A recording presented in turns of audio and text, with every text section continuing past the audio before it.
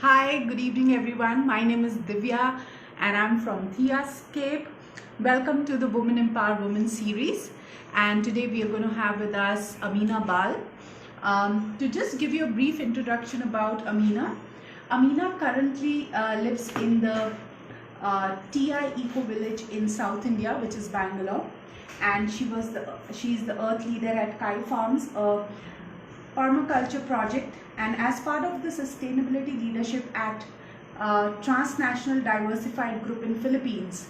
Amena has supported growth of regenerative rural communities and sustainable urban corporates in collaboration with UN Global Compact and focused on aligning with and achieving UN SDGs. She has a very expansive work, and she also is a volunteer with the Bangalore Birth Network. So we're just going to wait for her to join us. She's going to talk about sustainability and how we can incorporate in our lives and what work she has been doing all this time on this wonderful subject. So I see Amena is here, so I'm just going to bring her on.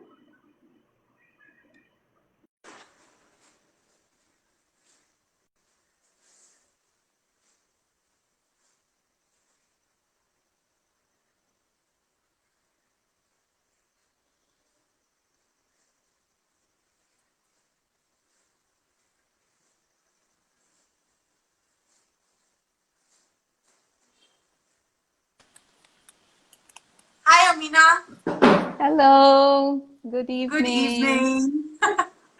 Thank you so much for joining us at the Women Empower Women series. We are really honored to have you with us today and to learn more about sustainable living. Yes, Would you thank like to you, share a Divya. few Thank words you. about the work that you have been doing, and then we can get into with the topic? Yes, sure. So I think I wanted to begin with, a short story down the history of my life about sustainability and how I came to living sustainably and how the seed of sustainability was planted in me. So this was about a decade ago, and I was, journeying down my spiritual life very extensively and connecting to a lot of indigenous cultures and a lot of indigenous wisdom. And in that process, I deeply connected to the Mayans and the Inca tribes of the South Americans. And they call Mother Earth Pachamama. And I started to connect to Mother Earth and Pachamama very deeply in my heart. And then once there was a call from the Pachamama Alliance in South America saying it's Earth Day and that we should all as Earthians celebrate this day and celebrate Mother Earth and her energy because she's like a living being. So at Right. that time, I used to live in the Philippines. This was in 2010, and I lived in a big condominium complex. So I sent out a message saying that I wanted to host a gathering of children to appreciate and celebrate Mother Earth.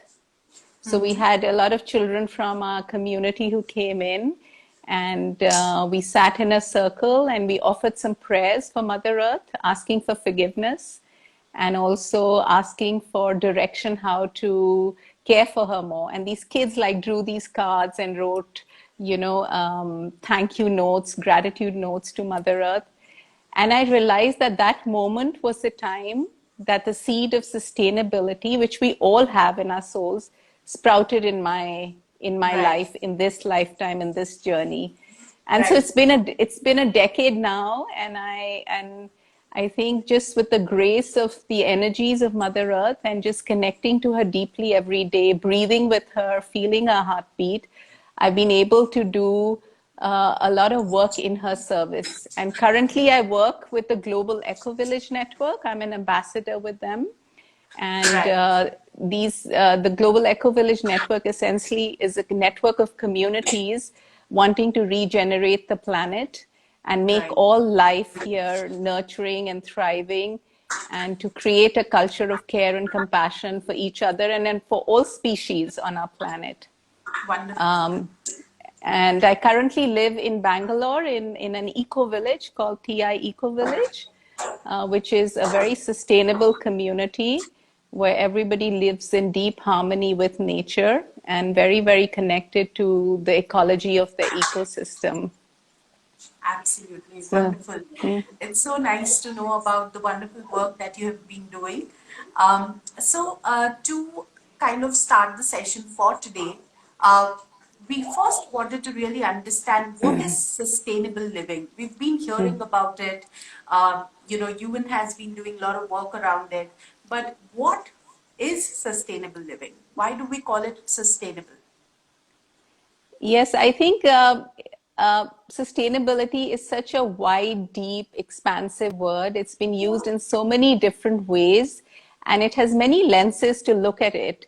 For me personally, I think I would like to enter into the lens of sustainability through, I think, just a sacred connection to all life around us. So I think Right. it's also the United Nations that is now calling out and saying that, living as a unified whole on our planet, deeply rooted to nature and natural systems and natural laws, is what is sustainability. And if you look at other definitions, there's some definitions that talk about, resource use, consumption, and management, which says we must use our resources in a way which is enough for the now, but also Yeah. enough for generations to come. To- And for me, that definition aligns a bit with, the Gandhian philosophy, which is reminded us that there is enough for everybody's need on our planet, but not enough for everybody's greed.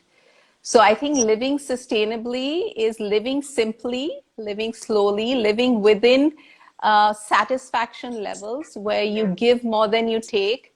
There is a sacred connection to all of life around you, and you live with deep care and compassion for Right. all life. Yes. Absolutely. Mm-hmm. Wonderful. When we talk about sustainable living, I believe, and the little bit knowledge that I have on the subject, I believe that it comes down to the level of the home units, right? Mm-hmm. And these home units make the society, and then the cities, towns, and the nation, and so on. So Mm-hmm. at a home level, how can women and families and their families adopt certain practices that can Mm-hmm. lead them to sustainable living? So what Yeah. can be these measures, uh, that can be adopted in day-to-day living, which probably right now, with the limited information that people have started doing bits and pieces, but Mm-hmm. not to the extensive, scale which they should. So, Mm-hmm. your thoughts on this, and what measures at that level can people take in their daily Yeah. lives? Yes, so I think, Divya, sustainability is a very slow process and it'll always remain a process, which is literally living in balance with your environment and your own needs, your inner needs and your outer needs. So, as a family unit, I feel sustainability really starts with deep reflection and finding like a nurturing environment within your body, the inside world, which we call the inner landscape, and making time for that, making time to listen to that, to slow down and to connect to your heart and to know the actions that you need to take, which are going to bring well-being to you, your Right. family, your society, your city. So for example, like you do yoga every day, right? So for Right. me, I think yoga is a great practice to be unified to the whole and to feel the Right. whole and to sense it and then to harmonize your actions with it. So Right. that's for me a sustainability ritual every day that I would do: meditate and do yoga, connect to nature. These days we can't go on walks, but walk in the woods, hug trees, work with the soil, Right. commune with the butterflies and the birds, look Right. at sunsets. And these are all ways of reconnecting to that very eternal self in you, which knows that all life um, is cyclical, and there will be changes, but if we stay rooted in natural laws, then we will be able to ride any wave. So coming back to the physical aspect, I think your question was more about in the living environment, what we could do. So I could share from, like from my experience is that I would start maybe at the kitchen, right? That is a place which nourishes all of us. And to assess whether the choices we are making in our kitchen, in our food, in our daily eating habits, are they nourishing us and nourishing our planet? Are they good for us? Are they good for our planet? Are they taking care of us? And as long as they are not hurting anything in the process.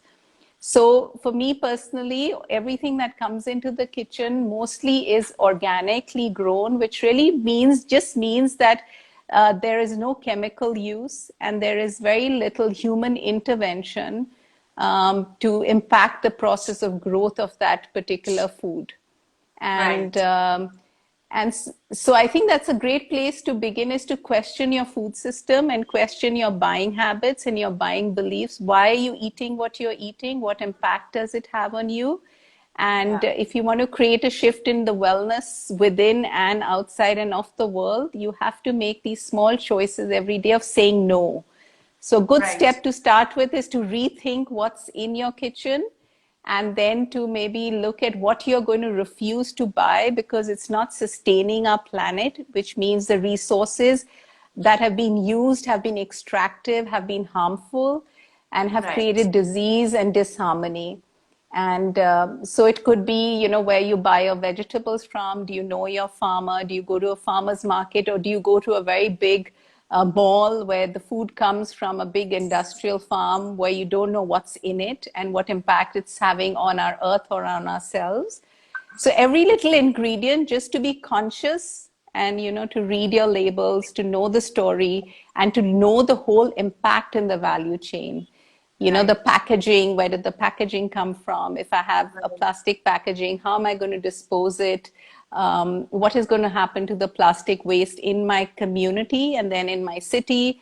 And so just making sure that you're linked to all the stories in the chain of consumption and production, and that you consume very, very consciously in a way that the carbon impact of your consumption is at the lowest possible, because these days, our collective carbon impact on this planet, I think, is about 50 billion tons. And the United Nations has said by 2050, we have to carbon neutralize, which means that if you and I are, say, at a unit of 100, in 10 years, we must come down to 50. And then by 2050, we have to be zero. So what is it in your life that you're going to rethink, refuse, reuse, recycle? And, how are you going to change what you wear? Just simple clothes that you're wearing. What's the process it's come to you? Is it fast fashion? Is it slow fashion? What wages were paid to these people? What dyes were used? Simple things like hair products, where's your hair product coming from? How is it impacting your water system? How is it impacting in your own biology, because you're 70% water, right? So long-term health of your body, because this body is just an atom in the universal body of Mother Earth. So everything that you put in yourself, you're essentially putting into Mother Earth. So I think daily consumption needs have to be really re-looked at, reflected, and wherever you are, whatever comfort level you're starting at, start there. We don't have to follow fads. We don't have to have big agendas and goals, which we can't keep to, but very slow, simple steps. So maybe buy your cosmetics from somebody who does them themselves, right? There are a lot of ladies now who are making cosmetics now. Question where your toothpaste is coming from. What's happening to that plastic after you throw it away? Do you really recycle your own plastic? Are you recycling food waste at home? You can compost it, you can grow soil, and then maybe plant one pot and grow maybe tomatoes in it. And then your neighbor can grow something else, and you can then exchange. So to be able to be sustainable in your food, because in the future it's said that food production is going to get very localized to the fact that everybody will have to grow their own food to feed themselves.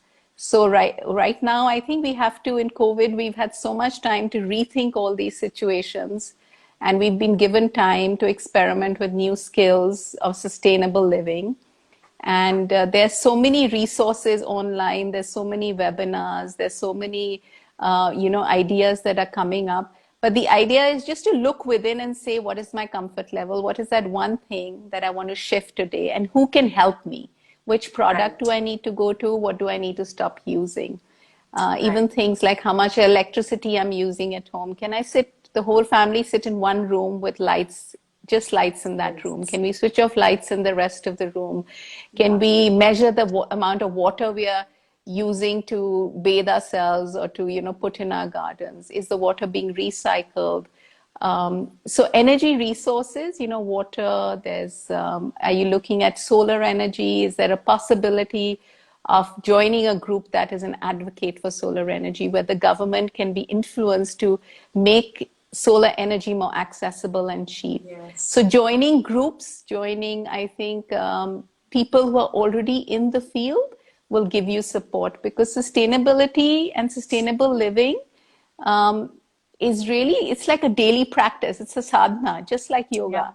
You have to have the willpower to say no. I lived in the Philippines for 10 years. It's a tropical climate, but I just pledged never to use my air conditioner. And I didn't have a geyser in my house. And so even though I lived in a condominium, my body just grew used to the temperature in the house, because I was very, very cautious about the carbon I was using on a daily basis. And then I started to walk more. I stopped using my car. I started questioning how many flights am I taking in a year? How can I reduce it? Even places of tourism, I wanted to go to places that were having a beneficial impact on our planet and not over polluting and extracting and just taking, but giving back in a reciprocal way, regenerating the environment, their relationships. Right. So I think it's, yeah. So looking at certain practices that we, follow at home, I mean, certain things that we got to do at home. For example, looking at our laundry, for example, not using the washing machine with very low loads, and there's so much of water that gets consumed. That's that being one. The second being, I think there is also a concept of plastic bricks now, where people like us who kind of use plastic, suppose from biscuit packets or chips packets, can be stuffed in properly in bottles, and that can be given out to the people who are collecting our garbage. In turn, goes into easy recycling. I think things like that probably can be more effectively driven at society levels. Yes, I think it's like being conscious of what you're using, right, and how you're disposing it.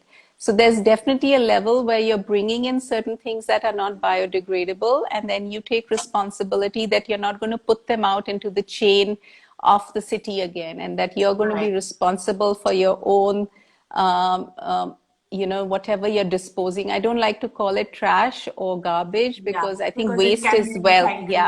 Everything in our world is a resource. We just have to be highly creative to find different ways of using it better. And definitely, I think, but the next step is, we've been speaking about sustainability now for over 4 decades. But the new thing to really focus on is, yes, even if we become sustainable and we find a balance of our needs and our resources, but now we've taken so much from Mother Earth as humanity that we need to now regenerate and give back more. So we need to multiply abundance, but we also need to share it in just ways, in equal ways. And I think that's when the United Nations Sustainable Development Goals came in, and they were, put in place by very conscious, I think, high thinking people in the UN who said, our earth has so many problems. Where do we start? And what is the whole system way of approaching it? So going back to saying sustainability says, look at the whole system, look at how the dots join. Don't look at things in isolation. Everything should move in a flow of circular ways, and nothing should be wasted, and everything should be shared equally. So we're planning, I think, as a humanity to reach that goal by 2050, but we all have to start today, which means maybe think of just one thing before you go to bed today that you will rethink and refuse to do because it has a high carbon footprint.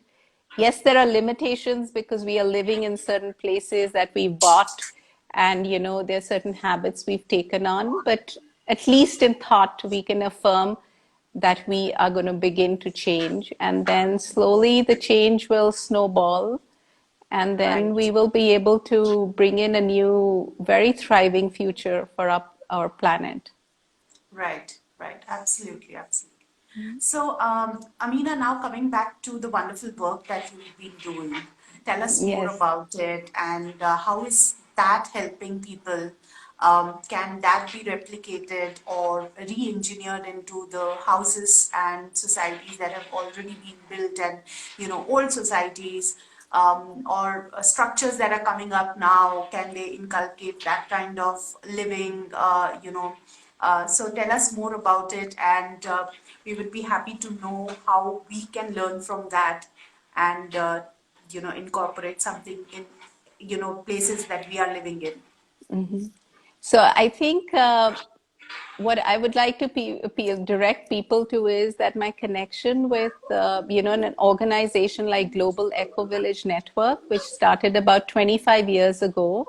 Essentially, it was the intention of a couple that they wanted to map all earth-friendly ecological practices around the world. And they wanted to do research on how these are impacting our earth as opposed to just other practices in urban areas. So I think if we look at the Global Eco Village Network, they have some wonderful programs and resources. Like I started off as a friend of Jen. I would just, donate maybe 5, 6 pounds to them. And then I had access to their community, their networks, their resource library, their solutions, all the people Right, who'd, done these amazing innovations, a lot of different right, indigenous communities, which were urban and also rural. So right. you can start at a community level, like you, Divya, live in a condominium, and you can say Yeah, that we want to be an urban eco-village condominium, right, okay? Which means that we will start by at least mapping our energy use. Let's just map it, right, see how much energy we are right, consuming, right? And right, then we can see how much energy are we willing to not consume and let go of. right. Set that goal. When Yeah, energy, I mean electricity and water, and I also mean food and waste. These are all energy, right? And then right, you can see that, okay, right now our dependency on the exterior world is X amount. We get electricity from here, we buy our food from there. How do we become self-sufficient and self-reliant? Because times like today with COVID and even with climate change and all the crisis, people yes, will have to become very, very self-sustaining, self-reliant. So you'll have to see how much food can we grow as a community? What is the food wastage in our building? Are we sending out biodegradable food waste? If we are, can we compost it? Then can we right, grow soils? And yes, if we can grow soil, then what food can we grow? And there are a lot of different people and groups here, waiting to help people. You right, could, as a community, do a permaculture course, which will right, give you all the design tools to design your life in an ecological lifestyle way. And then you could also look at things like, I think education plays such a big role, and people think that sustainability is more as a product and what we use and what we throw away, but rewiring the human education system and unlearning and relearning. Are our education systems today sustainable? For example, when I look at children studying online with COVID, I mean, we don't have a choice today. but it is such a great opportunity to rewire the Indian education system or the world. Do we need to sit in front of a computer 8-9 hours a day? Are there different ways children can school themselves? Can there be less stress in their lives? Can there be more family time? Can there be more joy, right? Can there be more connectedness? So yeah, I think there's so much one can do. There's also the Global Eco Village has the green schools concept where schools can get in touch with them and they can start to look at sustainable ways of, how the environment works and the interdependentness of systems. Then there are rural communities, how they can be connected to urban communities and we can learn and exchange from each other. And then there are just eco citizens. Like today, say if you want to become an eco citizen and say, I just want to change myself. I want to upgrade my skills, learn new skills, philosophies, grow closer to nature. So there's a whole community of eco citizenship. So you can start at an individual level, you can start at a community level, you can start at a school level, and finally you can take it to corporates. And corporates now are working with the sustainable development goals. Everybody is looking at their production systems, manufacturing, governance, because COVID has revealed that all our systems are really broken, and if we need to move forward, we have to really change everything and create a new normal. So I would say that yes, I think that to be connected to somebody like the Global Eco Village Network and many other platforms in our world, there's so much support from so many now awakening humans that want to really make this whole biosphere of our planet flourish and regain its biodiversity. And even just our economy, as if you see, sustainable economies, how do we create them? How do we relook at wealth, and how do we relook at progress, and what is economic justice? So the work that you're doing, the company that you're working with, are they aligned with the sustainable development goals? Are they earth caring? Do you really want to work with them if they're not creating the impact that's going to take us forward? And if not, do you have the courage to say no? That I'll tread my own path and I'll lay one stone at a time and create a new way. So it's a tough path to be in, and there's so much work we need to do as community, as citizens of a nation. I think it all starts from individuals realizing their role and doing their part when it comes to sustainable living. There are many things I think people have started adopting, but there are many things that they are yet to adopt. So it becomes more essential that we have people like you who can educate and bring this awareness by talking about it. So how do you do that work, Amina? How do you reach out to various communities, various people to share? Yeah. So I think it's I these days I guess social media is I'm really grateful to social media, right? There's all the communities in the world that I'm connected to is through social media, and that's the work that you do, I guess, virtually, but it also has to translate into work on the ground. And that is really, it's difficult. You have to actually build deep relationships. And for me, I feel going back to sustainability or regeneration, it's actually building relationships with each other, right? Long-term sustainable relationship with yourself, with your soul, with the soil, with society, and feeling a reconnection. And for that, you have to nurture those relationships. You have to, be there for them, take care of them, engage with them actively, be creative, I guess, work diligently in every day. I guess, Divya, you always say, there has to be persistence and perseverance. And we cannot give up, it's, you have to wake up every day and say, I just have to do this. I love my planet so much. I love myself so much. This is such a beautiful life and a beautiful place.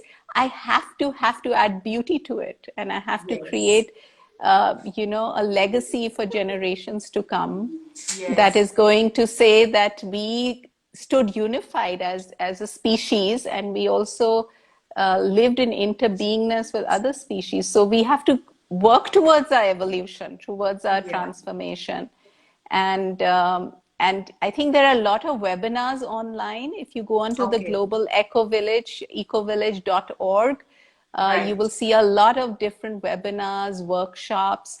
Locally in India, there's so much work happening. I've just relocated back here, but I think we are doing such great work in our country that needs Right. to be connected and showcased and mapped. Just here, living close to the Art of Living ashram, they have their own permaculture farm. They have their own gaushala. They have their own cows. So our milk comes from across the road. They have a lot of farms they work with. They deliver vegetables. They run a lot of workshops on sustainable living, a lot of workshops in spiritual development. So I think the spirit and sustainable living is so connected that a lot of people, philosophies and philosophers of sustainability are saying that the crisis today is actually a spiritual crisis. It's a crisis of disconnection from nature, and we have to regenerate this connection by engaging in what we've disconnected from. But for that, we have to make time, we have to empty out our past ways of being and then replant new seeds. And that is a work of discipline, I guess. You just dedicate it to something larger and bigger than yourself. You dedicate it in service of all of life, in service of creation, in service of the divine.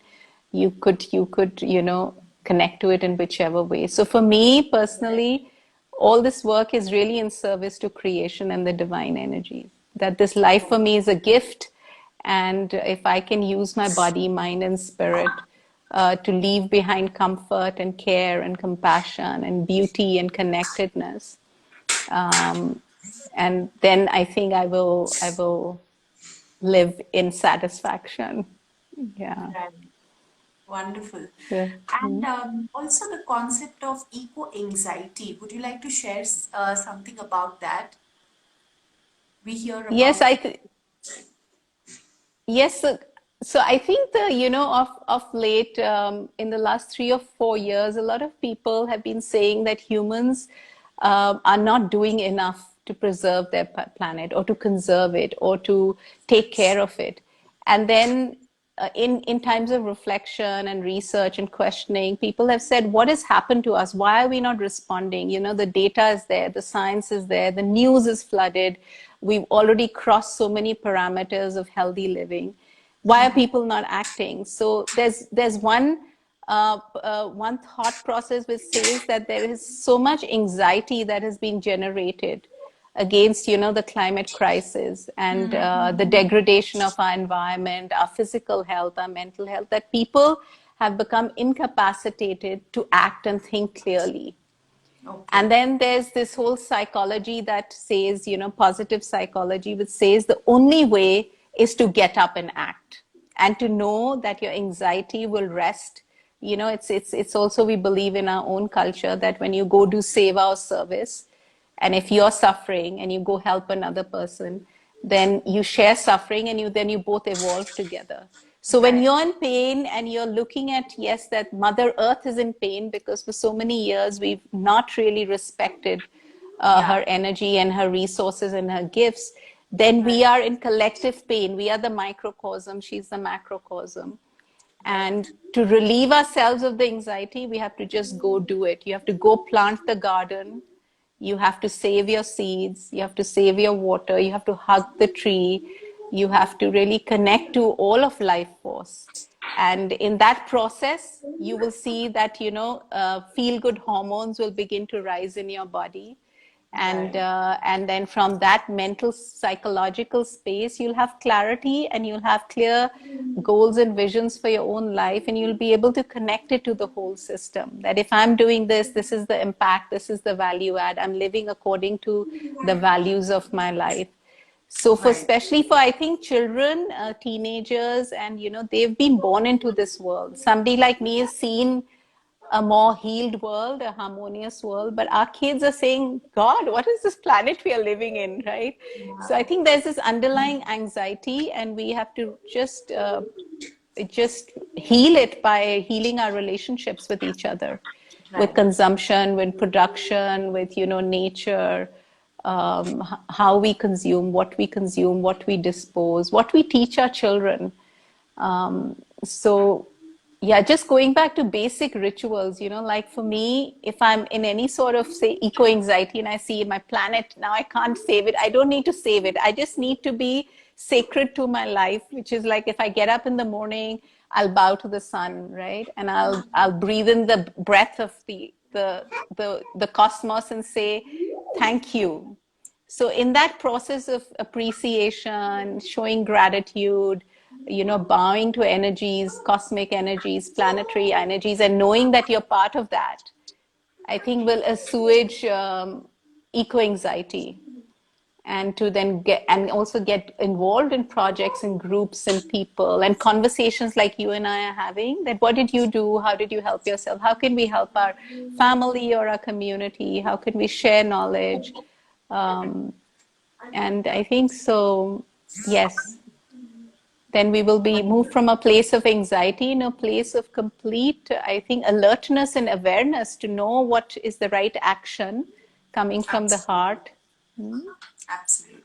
So, So, Amena, just to make it easier for all the people who are here, what would be the 5 things people can start doing in their daily life to make, to say that yes, I am trying to live sustainably? What are the 5 things you recommend that people start doing? yes, so I would highly recommend that you grow your own food, right? Which is a big, big step. But before that, you have to just use your food waste at home and compost it, right? You get these bokashi composting kits. Some people, you Right. know, feel that, you know, there'll be stench and I can't do this in my home. But now you get kits which are also made in earthenware. It's not even plastic. So you can compost. And once in 21 days, when that compost is ready, you can get some seeds online, organic, open pollinated, natural seeds, and just plant them. And then just nurture life. And from that process, something else will spark in your life. Some other seed will be sown. So reduce, I think, food waste, and to grow food is a good step to heal our food systems. Then I think for me, the inner practice is really important, to connect to any one practice that brings you to the center, connects you to Mother Earth, connects you to everything around you, and keeps you engaged in correct action. So it could be yoga, meditation, mindfulness, chanting, you know, just sitting with nature, painting, whatever works for you. But make that self time where you can reflect and be in awareness every day. So slow down a bit. I would encourage people to slow Slow down. down. Slow down, create soil, which we've already spoken about, which is like, yeah, the gold that we need to create for our planet. The third thing I would do would be, in my daily life, I would look at definitely at things that I consume on a daily basis a lot, like clothes, cosmetics. Look at the brands and see what their sustainability rating is. And if they don't fit into a certain ethical rating of planet care, people care, and fair share, then look for other products. And reduce the chemicals in your house, you know, like what you mop with, what you spray on yourself, Right. all of that. So we have slow down, grow soil, keep your environment clean and chemical free, look at Right. ingredients. There's so much electricity, right? Conserve electricity, conserve your fuel. If you Switch to cannot, LEDs. switch to LEDs, use less lights at home, you know, just conserve as much as possible till you can go into renewables. Look at your transport system, right? I mean, Yes. cars, how often do you use them? How often do you fuel up on petrol and diesel? Do you have the capacity to carpool, shift to an electric vehicle? Um, Slowly, do you have capacity to integrate solar in your life? Then in some way, look at your water consumption. You know, a city like Bangalore, they say we're going to run out of water. Water. Yes. Water. So are you in a capacity to recharge water into Earth's water table? Can you give back water to planet Earth, right? Right. Can you harvest rainwater in some way? Right. Um, so for energy, I think that's really crucial. And then the fifth would be continuous education. Stay connected to, you know, what's being said by the scientists, what's being requested by big institutions like the UN, um, uh, and see how in your daily life you can align with the sustainable development goals, you know, Right. the SDGs, and whether Right. it's, you know, doing something for poverty or doing something to reduce hunger, or you're working to take care of a land or some water bodies around you. So just serve beyond yourself. I think that's a big one. Right. Everything else we do is in our personal space, but the fifth thing I would say with the S is to serve beyond your capacity, because Right. times like this really, really need us to Right. serve all of life, and especially life that we have inadvertently destroyed. So we need to plant more trees. We need to, you know, regenerate biosphere, diversity, take care of animals, bring back the bees, the pollinators, the butterflies, the Yes. bugs. So, yeah. Also, when we look at mensuration and the use of pads, which have become which are quite large in number, switching to cups can also reduce that amount of usage of pads, which are difficult to recycle, and the waste getting accumulated. I think there's a lot of awareness drives happening on that as well. So your thoughts on that? Yes, for sure. I think green mensuration has been spoken about for so long, right? Yes. Firstly, I think the waste that we create with our sanitary napkins is absolutely, for me, I can't even think of, it's unfathomable. It stays in Yes. garbage dumps for years Yes. and years, hundreds of years, Yes. 400 years, I think, right? Besides the fact there's the health element, right? We use plastic and we use everything in our sanitary pad, which is causing illnesses in women's bodies. So one is, you Yes. know, disease for Mother Earth. That disease is going to come into Yeah. your body because you're part of Mother Earth. So I would Yes. say, yes, if you're moving from commercial sanitary pads, cups is a good alternate, but you have to be comfortable with the material Yes. and the Yes. impact on Yes. your body. Like for me Yes. personally, about, I think I would say 2.5, 3 years ago, I just shifted to washable organic cotton pads. And Right. it is just such an amazing experience at a, you know, at a skin level, at a cellular level, and also Right. to connect with the sacredness of the feminine cycle, Right. because a lot of us believe, you know, it's not really good and it's not clean, but there is, we just connecting with your own blood and, you know, Yeah. just washing your own um, Yeah. own own pads. It's a sacred ceremony. That's Yeah. sustainability. It's in Right. service to all women, your body, the blood of the planet. So I would highly encourage women to really look at alternates. I Alternates. started a Yes. group actually to encourage people in my society that, you know, especially with young girls when we are just introducing them. Yes. And a lot of women said, you know, we've done this and been there. It's so inconvenient. But the point is, we are living in inconvenient times. And if you do not step out of your comfort zone and embrace inconvenience, then you are going to get extinct. So what's the choice? Live in comfort for maybe another century and then, you know, human species disappear, or you just say, I have the courage to be Yeah. inconvenient, Yeah. because I know that there is purpose in this and there is everybody's health and well-being in it. Yeah, So, I think very yeah. important point there, Amina, that it's the hour of urgency now, and you Yes. have to act. So any alternative, as you rightly said, cups is Yeah. something I've been using for some time now, and I find Mm. it, quite liberating in a way. Um, Mm-hmm. and that's one alternative, and the other alternative which you shared are the cotton sanitary pads which are washable. I Yes. think these are certain practices that women can switch to and make it part of life. Yes. This on Hey. women health side. The other, Yes. as you rightly said, the brush that we use. Are we using a plastic brush or a bamboo Mm. brush, right? Yes. Yeah. And you have the plastic cases of shampoos, conditioners. Uh, what's happening to that, right? Yes. So I think with that, you have to shift to a shampoo bar Yeah, and don't get shampoo bar. anything that's in a container.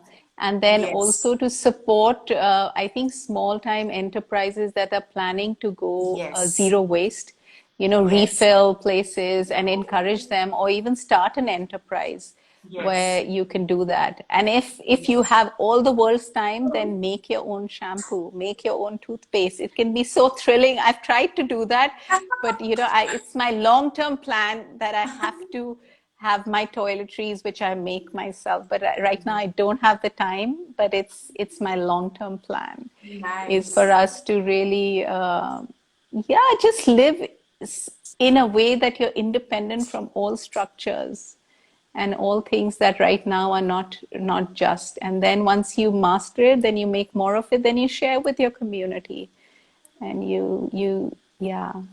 So So it's 2 points there. One being people who are really getting into this enterprise of making um, sustainable products for use. I think we should encourage them. Second being the point that you always in this conversation you've always been saying that connect back to Mother Earth. Think about Mother Earth when you are making certain decisions, right? I think that's something in our in a life which is we have made very fast. We've made it so fast that we like to just order things at a go. mm, Just get the groceries, just get the products that we need for the month. I think that needs to really slow down, and that needs to have a better planning going forward. And I take that as a personal takeaway because I do that sometimes, and I need to be yeah. mindful of that. Uh, Yes.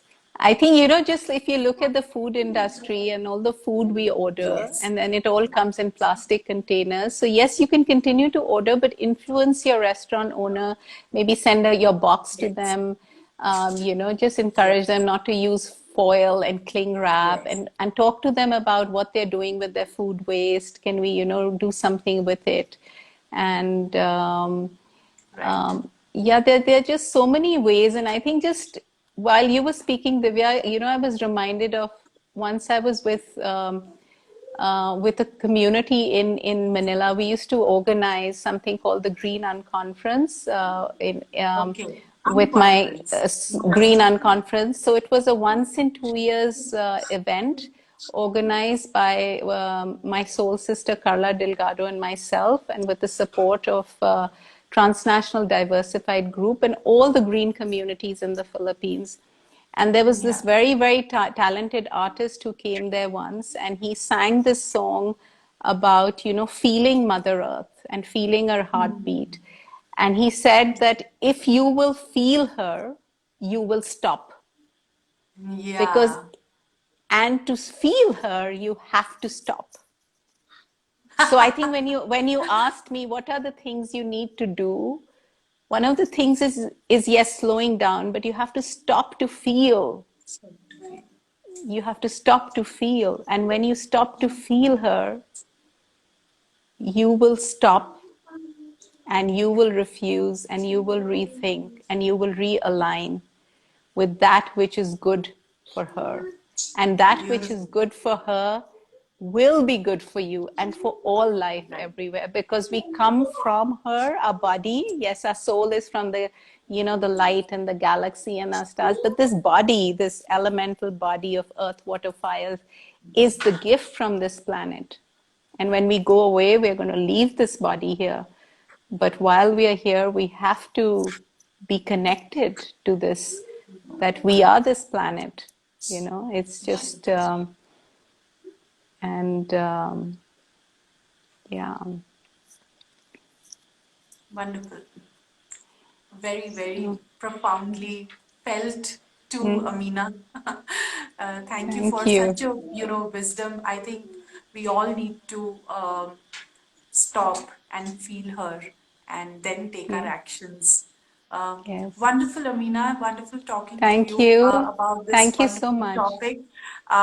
Anything that you would like to share with the team behind Theascape? Any message that you would like to share?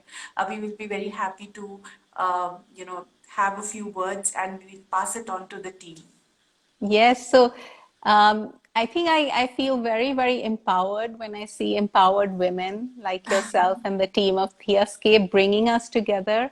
And especially, I found this time really special because it's Navratri and it's the feminine divine energies, it's Yes. Mother Earth. So I thought it was so appropriate to have this conversation because it's one woman lighting a flame of feeling in the heart of another woman, and then that woman going out and just nurturing everything that comes in our path. So I think your intention as this group of Theascape is very, very heartfelt, and I Thank you do so much, realize that Amina. it's a long journey of, yes, It it's a is. path of sustainability, but I Yes. believe just taking the first step, and I think you're encouraging so many others to have conversations, to create communities, to take that first step, to light that first light, and say that as humanity, we can do this. We can turn Yes. this around, but we Yes. need each other and we need to share the love, we need to share the light, and we need to constantly think intelligently, innovate,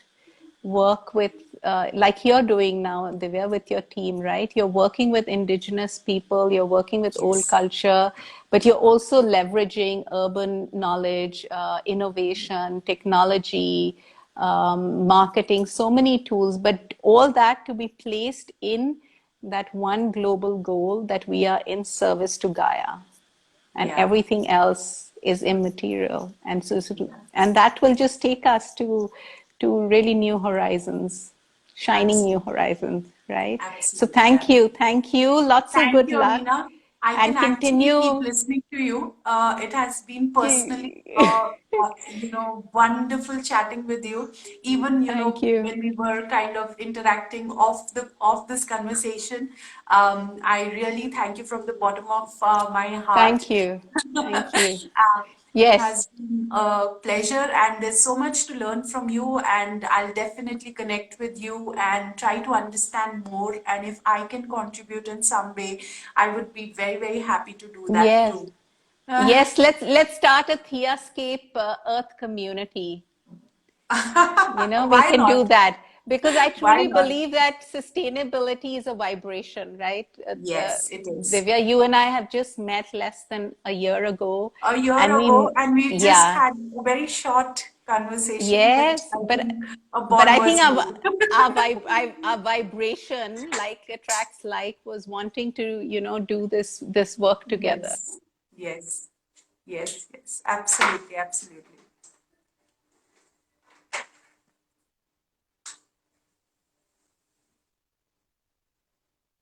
Thank Yeah, you. I yeah, think we got I lost paused, you. right? Yeah. Yes, yes, Yeah, so I I'm thought, back. yeah, so I think we were connected by a vibration of this higher earth Yes, consciousness, absolutely. and we have to honor it and keep our work going. So let's create a community, let's support them. And if people need to, know about anything, in fact, if they want to know about sustainable products in Bangalore online, we can always share with Yes. them, right? Yes, absolutely. In Whatever, fact, I yes, will take these details and we'll post it up on this conversation when it's going across different yes, Theascape platforms. We can yes, share more details and help people adopt these practices because yes. that's going to help our children, right? For sure, for We sure. are going to And create a I see, future for our children. and it's going to make it easy for people, if they know where to get their vegetables from, where to order this clean product Yes, from, so once they have it and once that culture and habit is right. created, then it'll just scale. So Absolutely. Absolutely. So, Thank you, yeah. Amina. Thank Lots of you. love, and I hope to Lots of catch you love and very hugs. soon. Yes. And you have to visit our eco village here. That's on my Yes. list. As soon Yes. as everything is Yeah. steer clear, and I'm there. Yes, you come with your daughter. We'll plant a tree and we'll look at some soil and seeds Done. and play with the butterflies. Done, done, done. Okay. Looking So forward lots to of it. love and gratitude. Thank you. Gratitude. Thank Thank you you. so Yes. much. Thank you. Bye. Bye.